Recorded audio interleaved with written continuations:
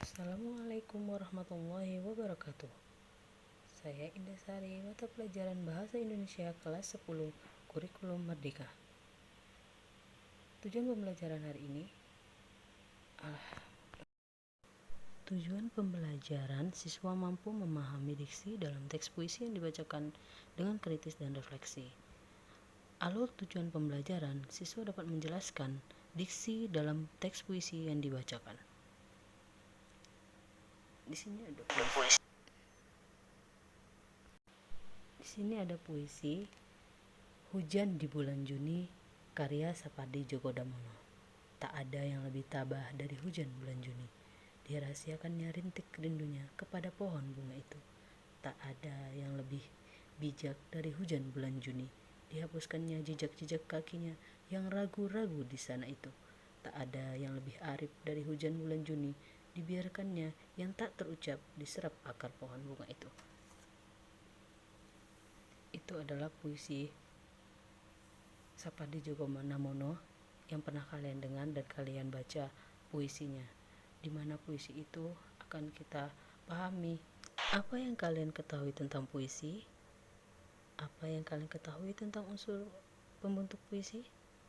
Nah, di sini saya akan menjelaskan tentang puisi. Unsur-unsur pembentuk puisi.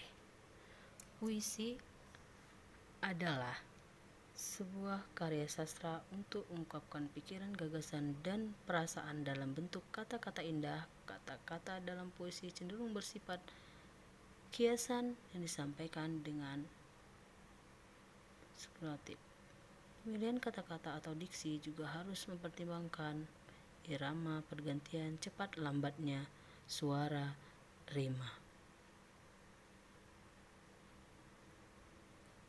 Hal-hal yang harus diperhatikan dalam penggunaan diksi puisi. Yang pertama adalah majas, 2 pencipta kata konkret, 4 kata konotatif. Majas adalah gaya bahasa yang berfungsi membuat kalimat lebih hidup dan menarik. Pembaca puisi dapat menikmati puisi dengan senang. Metafora adalah kiasan yang tidak menggunakan kata pembanding. Contoh, kini aku telah bertemu dengan permaisuri. Lalu personifikasi merupakan kiasan yang mempersamakan suatu dengan manusia. Contohnya, tidak ada yang lebih tabah dari hujan bulan Juni. Semele atau perumpamaan adalah majas yang membandingkan atau memaparkan suatu hal yang lain. Contoh, kini kau telah menjelma pemuda yang tumbuh segagah Gatot Kaca. Hiperbola, majas yang berusaha memberikan penekanan dengan cara melebih-lebihkan suatu hal. Contohnya, manisnya madu masih tidak cukup manis dibandingkan senyum di bibirmu. Kemudian, tahapan yang menatap tertali-tali besi diam-diam. Sena gembira. Ku ingin bulan menjenguk kamarku yang gelap dan lesu dari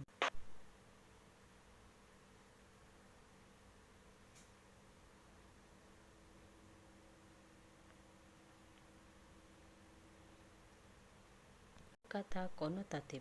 Kata konotatif merupakan kata-kata yang berasosiasi. Asosiasi merupakan keterkaitan makna kata dengan hal yang lain di luar bahasa. Contoh, kata lesu di dalam tulisan Sena Gembira bermakna keadaan yang tidak menarik saat dipandang. Kemudian, kata konkret.